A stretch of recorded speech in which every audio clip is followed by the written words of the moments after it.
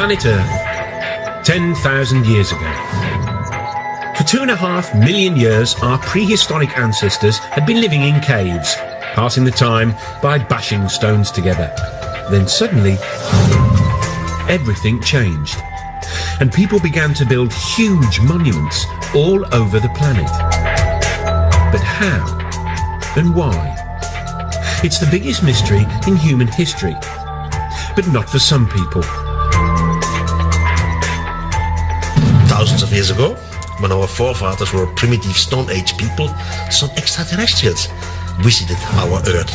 Extraterrestrial presence not only departed the wisdom to build the monuments, but possibly the technology to make it happen. It sounds bonkers. But could aliens have started civilization and built some of the most famous monuments on Earth?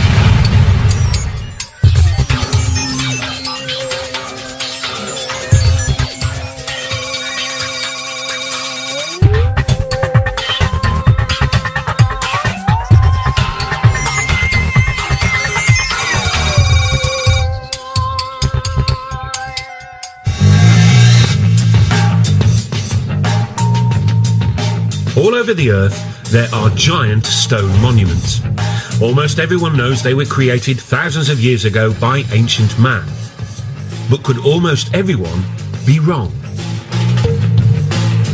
According to the official history books, buildings like the pyramids and Stonehenge are triumphs of human engineering, which mark the beginning of our human civilization.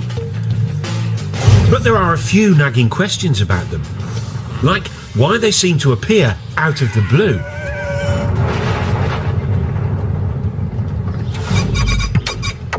It's a mystery which has been troubling lots of people, including UFO gurus such as David Hatcher Childress. Well, one of the great enigmas of the past and of humanity is that people just like us have been around for at least 100,000 years. And then suddenly, a few thousand years ago, we just stepped out of our caves and started building all these giant monuments. One of the mysteries here is not only how did ancient man build all these giant megalithic monuments, but why? Over the years, scientists have struggled to explain it. Some suggested it was to do with agriculture. The birth of agriculture meant we could suddenly feed armies of workers. Others said it was all about the birth of religion. Early civilizations were desperate to placate gods. But now, there's another explanation.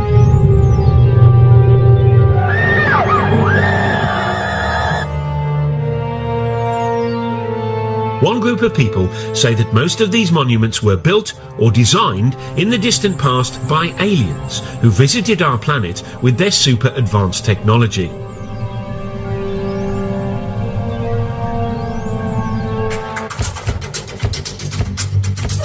One believer is Jason Martell. He lives in California and runs a dating agency. But in his spare time, he's been grappling with the biggest archaeological mystery of our time. And he says he solved it. Man could have had the ability to physically stack those large blocks in Egypt and build that, 100,000 men. But the knowledge to do it had to come from somewhere else. There had to be some type of intervention, and that's why I look towards the ancient astronaut theory. Ancient astronauts from somewhere else came here and influenced our society. Jason and other believers say this idea would explain some baffling questions about ancient monuments. Take Stonehenge. How did Bronze Age Britons drag these 5-ton stones over 170 miles? And then there's this 1,000-ton block at Baalbek in the Lebanon. It weighs as much as 3 Boeing 747s. How did ancient man shift that? And then there's the biggest controversy of all, the Pyramids of Giza. The biggest one is made from 2.5 million blocks of stone. It was built in just 20 years and is lined up exactly with the North Pole, less than 1/10 of a degree out. According to the experts, the answer is simple.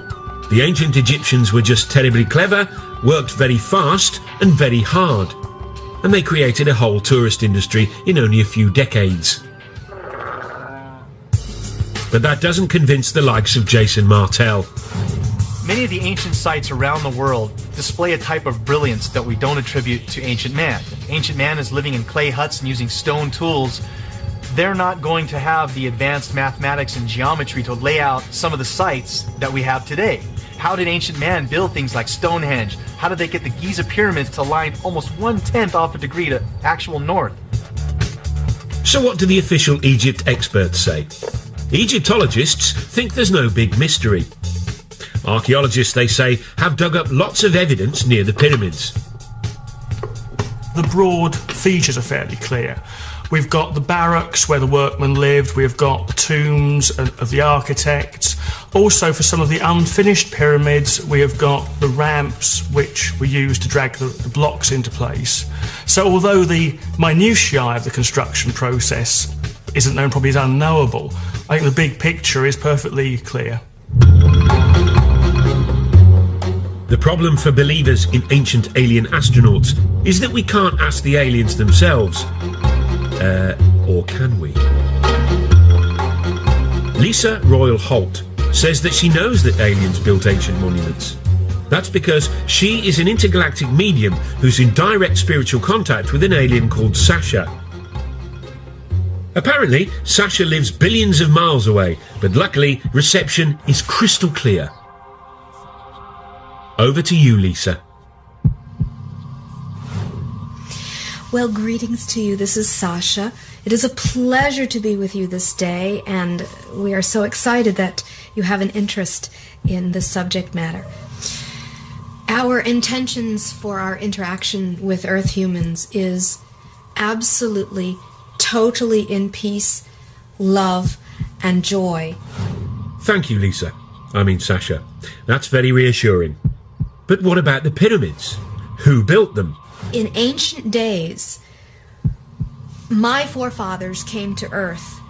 We were seeking another place to colonize. The monuments were built by extraterrestrials, usually for actual scientific purposes. Okay, we'll be back with the aliens soon so we can hear firsthand about what experiments they got up to. But first, let's meet the godfather of the ancient alien astronaut theory, the man scientists and archaeologists love to hate. Traditional archaeology don't like mysteries. They have the answer for everything. They just declare something, and the rest of the world has to believe it.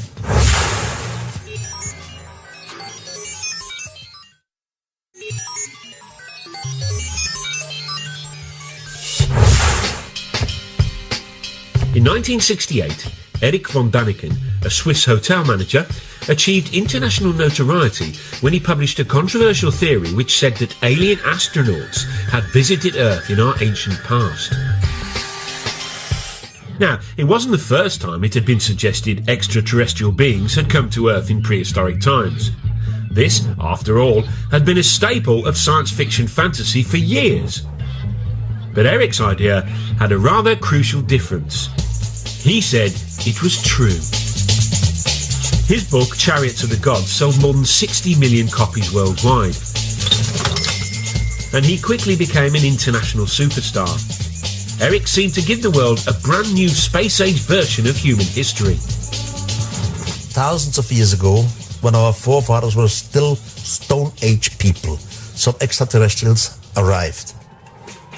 Von Däniken argued that those extraterrestrials helped build ancient monuments. His career as a solver of ancient mysteries began, he says, in the 1960s.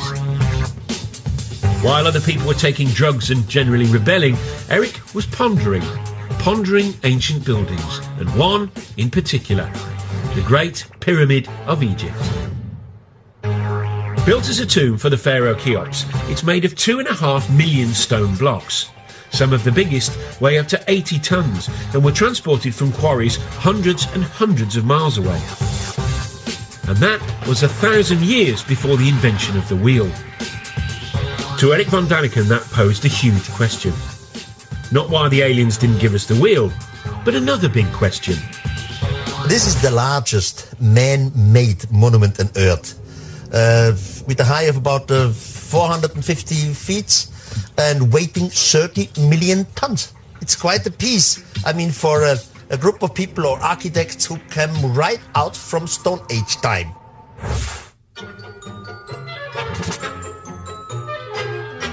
Von Däniken's theories make academic Egyptologists ever so slightly irritated. Von Däniken doesn't seem to like human beings very much. He does them down, claims that people are just out of the Stone Age. Well, the Stone Age actually ended some centuries before the pyramids were built, for starters. As far as I'm concerned, Erich von Däniken is a one-man self-publicity machine. I wouldn't characterise what he does in anything like scientific work.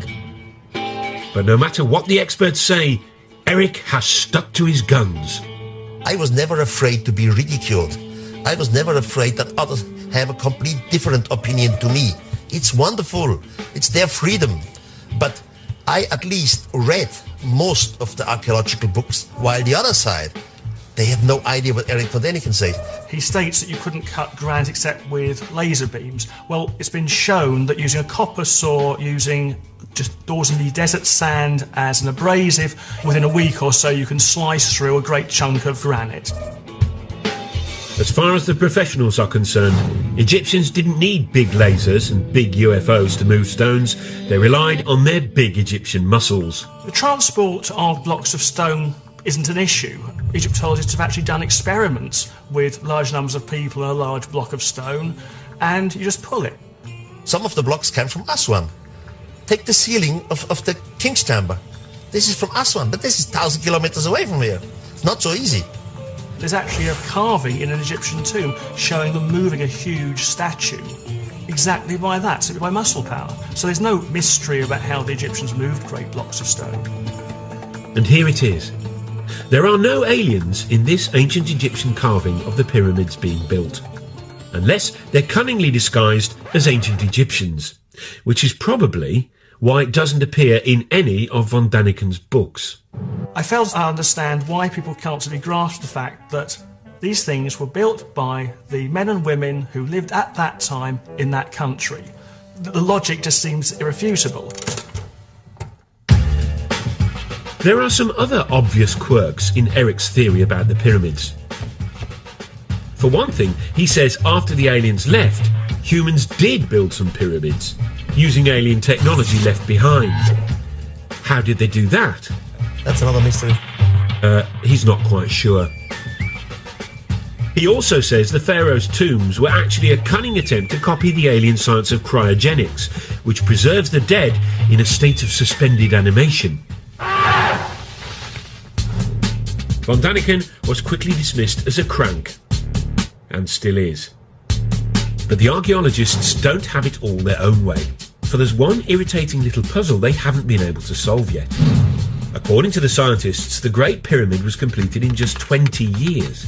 Given there are over 2 million blocks, that means the Egyptians had to quarry, move and set a block every minute and a half of every day, 365 days a year for the whole construction period. One has to admit that the details of pyramid construction remain obscure. 2.5 million blocks in such a short time? There really must be doubts if you have a reasonable brain. Having wowed the public with his theory about pyramids, von Däniken then set out across the world to find more evidence of more alien ancient activity. These extraterrestrials have left some proof. But the question is complicated. Left what? What could they have left? And what do you know? He saw that proof everywhere. This 5,000-year-old African cave painting, for example, he says, is of a spaceman, complete with helmet. This ancient stone, he claims, shows people using telescopes. And when he climbed into this Mayan tomb in Mexico, he found what his book would later say was a carving of what seemed like an extraterrestrial traveller in his spaceship. Hunched over the controls, the alien seems to have his breathing apparatus in place, and flames are spewing out of his rocket. According to von Däniken, it's just like the liftoff at Cape Canaveral. And then he said he had the revelation which proved his idea had to be true when he visited South America and flew over the famous Nazca lines in Peru.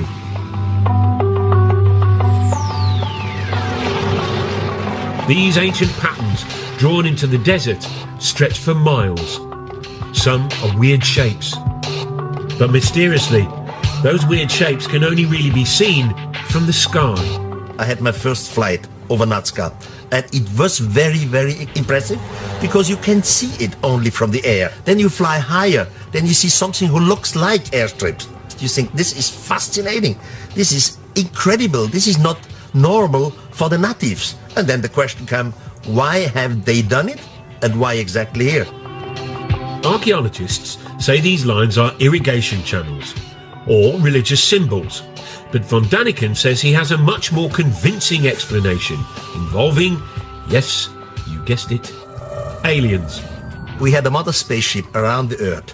From the mother spaceship, smaller vehicle came down, and they were looking for some kind of mineral and whatever. And they make their discoveries and disappeared again. The first lines, he said, were left by accident by the aliens who left marks when they landed and took off in their UFOs. The natives came and see the line of landing because sand and little stones are blown away.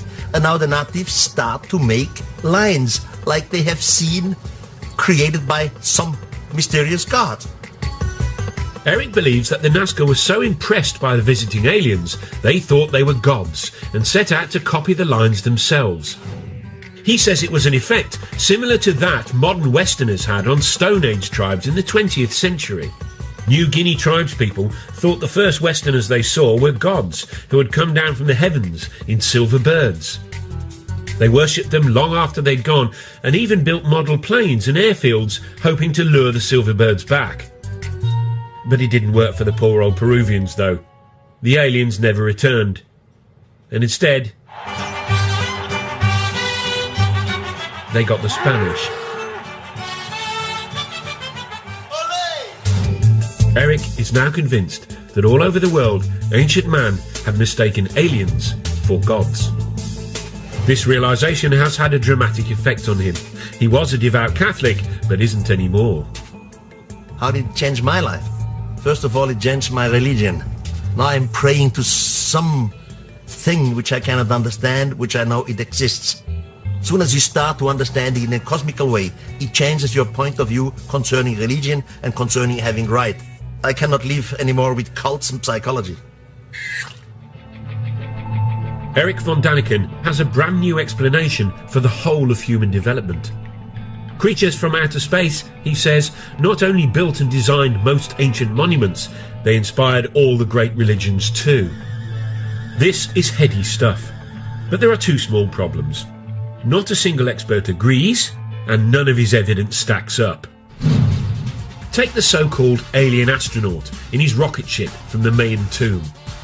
What von Däniken says are controls and flames are in fact well-known Mayan symbols, like this. It's not part of a rocket, but the face of the Mayan earth god. And these South American stones with supposedly ancient carvings of primitive people gazing at the stars through telescopes, they were exposed by a BBC documentary as fakes, all made by this clever farmer. But that hasn't stopped Erich's runaway success. His 29 books have sold 63 million copies and been translated into 32 languages. Brian Appleyard is a leading British author who's written on the public's fascination with UFOs. He thinks von Däniken's success is down to people's growing distrust of experts, which leads to a taste for conspiracy theories.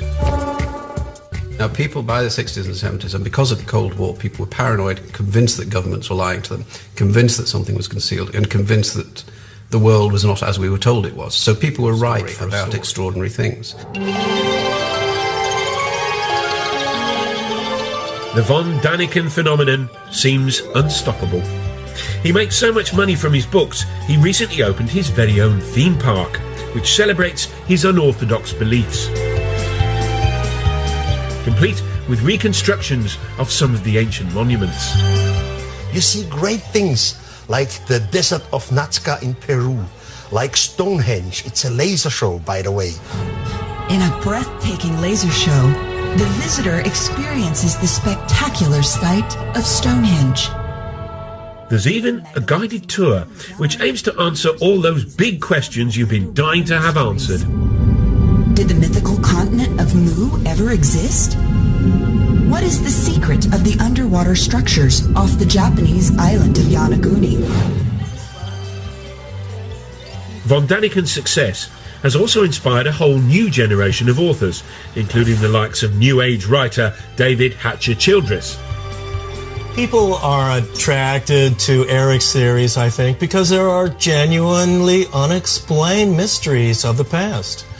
And we really don't have all of the answers to why mankind, supposedly a primitive mankind, would go through the tremendous effort to build many of these giant monuments. Erich von Däniken has definitely been one of the pivotal people that I've looked to grab onto the coattails of his information and really start to look at this information in a new light.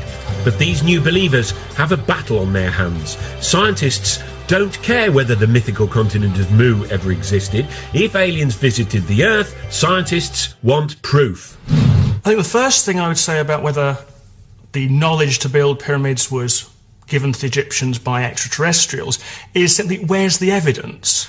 If you think about man's fairly limited extraterrestrial experience of going to the moon, look at the amount of space junk which has been left around simply by going there and coming back. Wouldn't you have thought that if spacemen had been to Egypt and had been teaching the people how to do these things, there'd be at least the odds of leftover broken plastic somewhere? The believers, though, say they've found some evidence, although whether it's very convincing is a whole different question. According to them, aliens did leave some space-age technology behind. This 2,000-year-old pottery jar, for example. It was discovered in Baghdad in 1938. Inside it were copper and iron rods, similar to a modern battery. Back in California, Jason Martell has built his very own replica. What we're looking at basically is just a simple clay pot formed with the clay found naturally in that region, and then using a simple copper lining and a iron metal rod down the center. This was in back in their days used either a rubber or an asphalt stopper. Jason fills the pot with an acid solution, vinegar, and now he's expecting something spectacular to happen. All right, the moment of truth.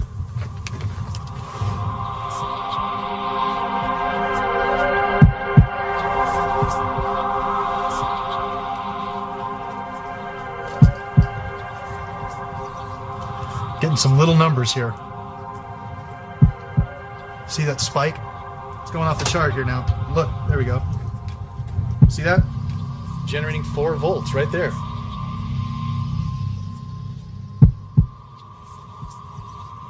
What we attribute to ancient man, they deserve a lot more credit than we're giving them. Because obviously we can test the devices with our understandings of technology and get a reading. Here we are, 4 volts right there from the battery. So obviously they were able to make this happen. What were they using it for? Very possibly electricity. Now, what ancient Iraqis might have done with 4 volts of electricity, nobody's sure. As for aliens, why would they need an old clay pot when they can zoom through interstellar space? If making a little pot, filling it with vinegar and sticking a bit of copper in it, and then seeing that there's some bubbles appear, is space age technology, fine. Back at Erich's theme park, the Baghdad battery is given pride of place, alongside an object based on an Egyptian drawing which he claims was an electric light bulb.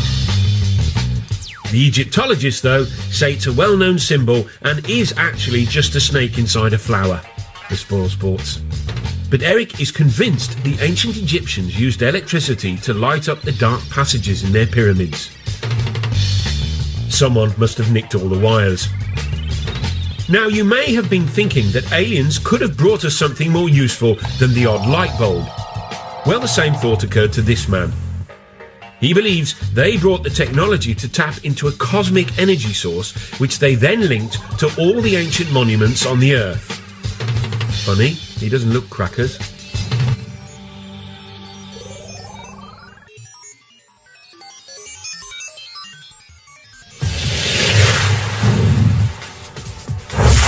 One of the things that makes human beings sort of special is that we live in big sophisticated societies full of big complex buildings. It's called civilization. Which is why so many people positively hate the idea that the whole thing might have been kick-started by aliens. At the heart of the theory is the suggestion that extraterrestrials built the very first big buildings of all back in the ancient past. Which is all very well and good, but the believers have had a hard time explaining why the aliens did all this. Were they just trying to show off? Not according to this man. Here he is, hiding in Stonehenge.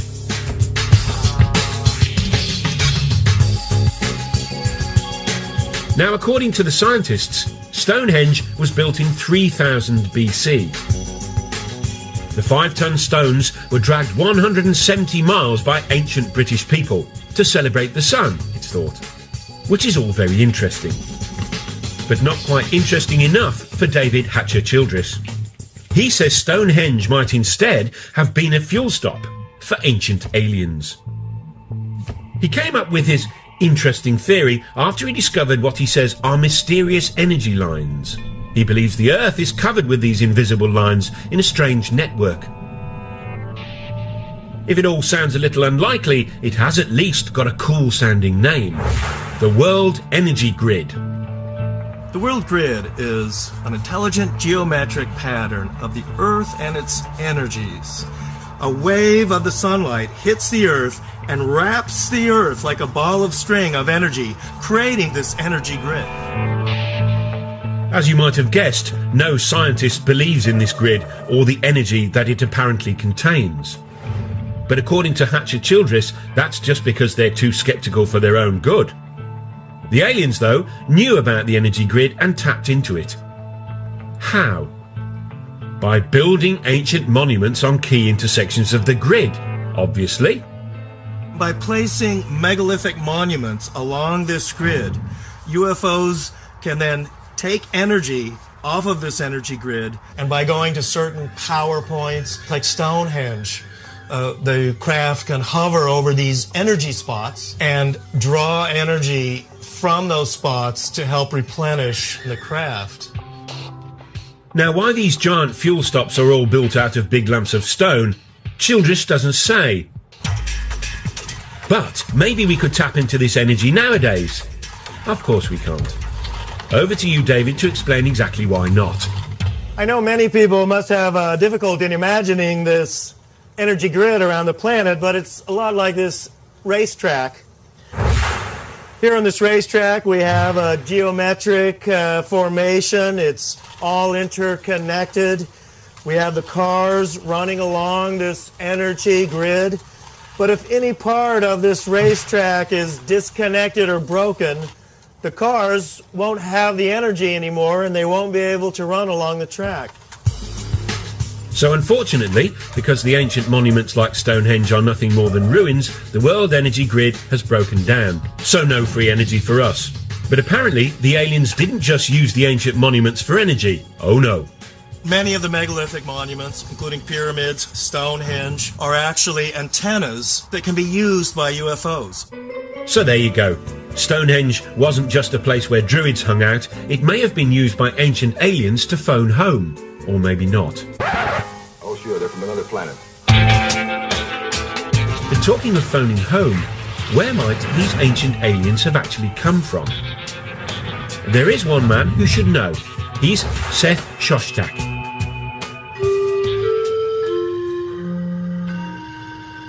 He heads up SETI, the Search for Extraterrestrial Intelligence.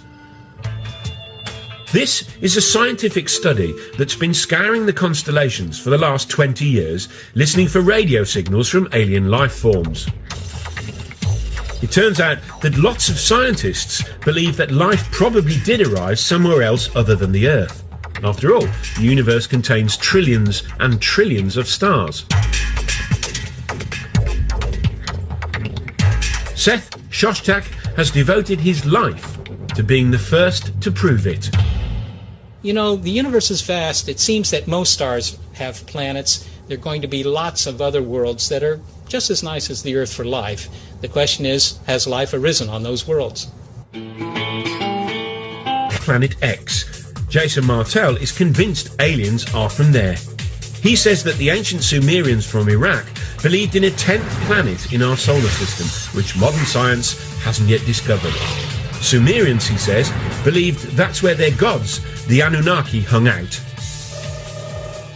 Again, the Anunnaki are the beings supposedly that come from Planet X, another planet within our solar system that modern science is currently trying to look for. That planet does exist. It's possible we have ancestors living on that planet.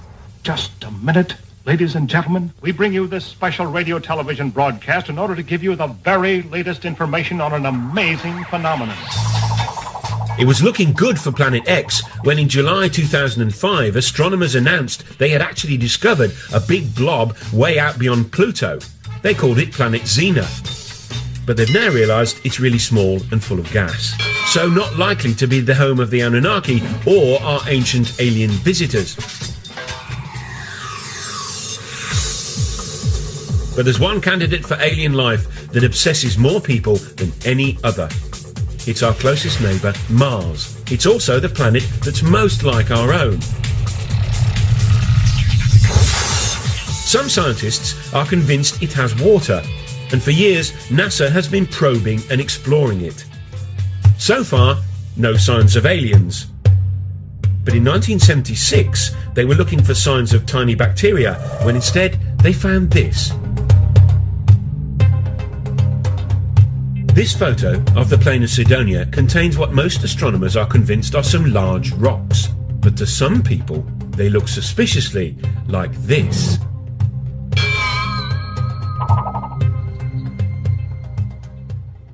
Here's one guy who thinks that's exactly what they are.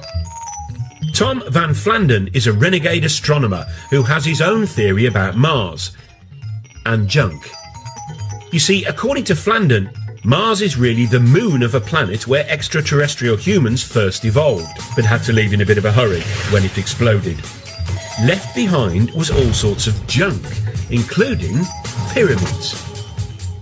The most interesting speculation about the origin of the artifacts on Mars is that the original human race was on the parent world that has since exploded.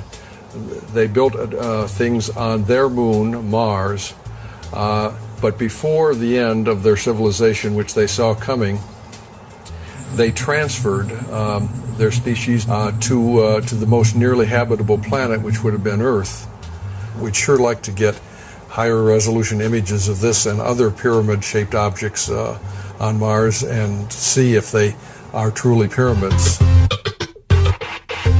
But are these really pictures of Martian pyramids, you ask? Tobias Owen was a NASA scientist on the mission that took the photographs. He's what you might call unconvinced. My job there was to examine pictures as they were coming in of the surface of Mars in regions that we thought would be safe for the spacecraft to land. There was a small group of people who felt that this was an example of an alien construction, that there was life on Mars, or there had been life on Mars. NASA promptly issued a denial, which for believers was obviously proof of a monumental cover-up. You know, the interesting thing about NASA's track record, NASA, National Aeronautics Space Association, could also stand for Never a Straight Answer. In its inception in 1959 or so, NASA consulted a big think tank called the Brookings Institute, which advised NASA, if you ever find extraterrestrials, these things need to be handled cautiously. For one, society in general and religious institutions aren't quite ready to accept an extraterrestrial presence. Pyramids on Mars were spooky enough, but then things got really out of hand when NASA released another batch of photographs from the plain of Cydonia. And near the pyramid shapes was something else. A rocky outcrop that some people felt had an eerie resemblance to something familiar. Something that ancient astronaut believers have long connected with aliens.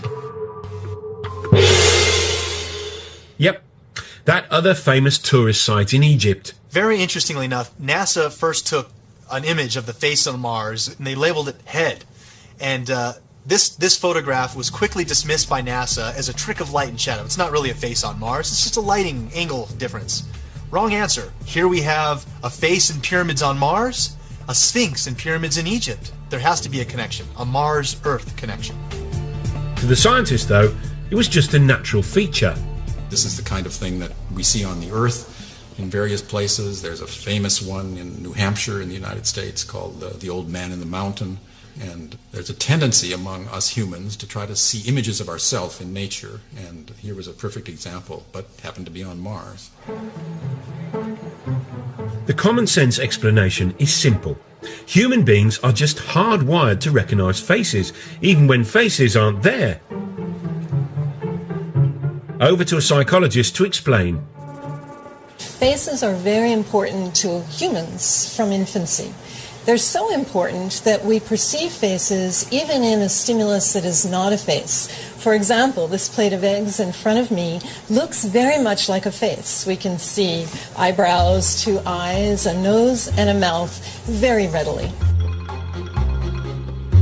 Well, when I look at the first image that was taken of the structures on Mars, I see it very, very clearly as a face. Here's an eye, here's the bottom part of a nose, here's the outline of a face. This is a low-resolution image, and I'm quite convinced by that interpretation. However, when I look at the more recent image, which is a much more high-resolution image, I'm very hard-pressed to see that as a face. Now, could I see it as a face? I could. I could go and look for the same features that I saw in the first image and try to pick them out here. But in the high-resolution image, where it is not very ambiguous, it is much harder to perceive this as a face. We now have exquisite images of the surface of Mars that are being taken as we speak, in fact, by the Mars Express spacecraft. And we see extraordinary detail on the surface of that planet, but we see no evidence of anything artificial. So Mars may not have a sphinx, and it probably doesn't have any pyramids. And so far, it hasn't got any signs of life at all. So where do the ancient aliens come from? It's time to consult someone who should really know. An alien herself. Lisa Royal Holt, a cosmic medium, claims she can communicate with aliens. Apparently, she hooks up to the extraterrestrials by putting herself into a self-hypnotic trance. She says she's been doing it for years. It wasn't until I was in college when I was studying hypnosis, and I learned to put myself in an altered state. And when I did that, I started to realize that I was very intuitive and that sometimes I would receive messages. I'm able to actually hear or sense the communications and then verbally communicate them. Right now, her favourite phone buddy is a female alien called Sasha, who takes over Lisa's brain and communicates through Lisa's voice. We are about to do a channeling session. I will go into a meditative state. You are going to hear from Sasha, who says she's from the Pleiades. You mean the Pleiades, a cluster of stars in the constellation of Taurus, otherwise known as the Bull. Tell us, Sasha, if it's not too personal a question, what do girls from the Pleiades look like? In my world, I actually do have what you would know to be a physical body, though it exists in a slightly different dimension. I could walk down your street and pass as a human, but you would probably look at me and feel there was something strange about me. Sasha says her people were intergalactic empire builders who roamed the universe thousands of years ago, taking over other planets and building vast monuments as they did. Ironically, one of their first colonies was apparently on Mars. We used some of the bases there as colonies. What has been found now on Mars represents the tip of the iceberg of what is still on Mars.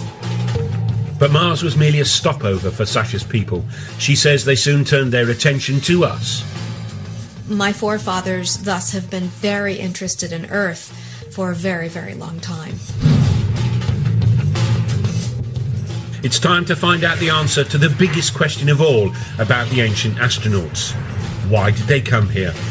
According to Sasha, they may have been up to more than building monuments and starting civilization. Could they have created the human race?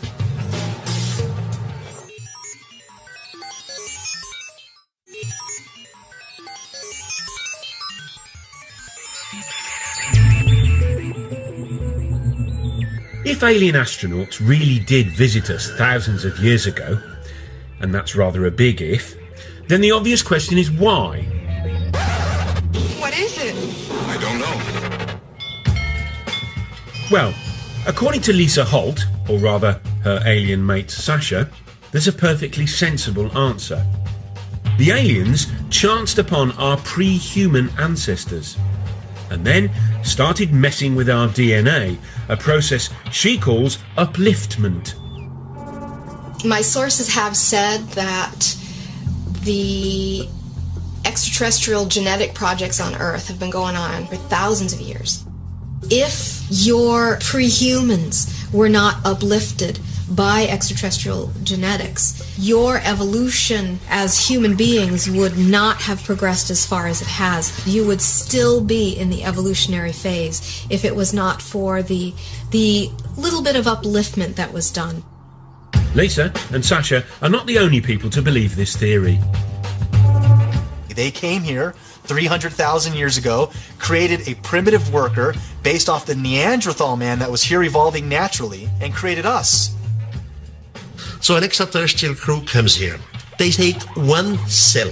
They change the DNA code in the cell. You put it in the womb of a female of the same species. This female will give birth to a child. It's just what we would call the missing link. If the believers in ancient aliens are right, then evolution didn't gradually create humans. We were instead cooked up in the alien equivalent of a test tube. Spooky stuff. To me, that explains so much. And it also explains psychologically a sense of abandonment that the human race seems to feel. That these beings helped in our creation, but then never allowed us to remember who our parents were. Now, it all might sound like cobblers, but the notion of visiting aliens as godlike creators takes alien conspiracy ideas to their ultimate conclusion. And for author Brian Appleyard, it even hints at the role aliens now have in our culture. The idea that aliens once visited Earth and gave us this technology, this capacity, and pointed us up some progressive path, showed us the way to go, is a great idea for people to hold on to. Because one of the problems of the modern world is that people don't have anything to hold on to. And the story of ourselves we're given by science is frankly that we're nothing, it doesn't mean anything. The thing about the alien in the past is that it gives us a story. And that's fundamental to what people need to believe about themselves. Whatever comfort the idea that aliens visited us in the past gives some people, chances are it never happened. But hey, if it did, then maybe, just maybe, the greatest monument they left behind wasn't a giant feat of engineering, like the pyramids, but a brilliant little piece of genetic engineering called us.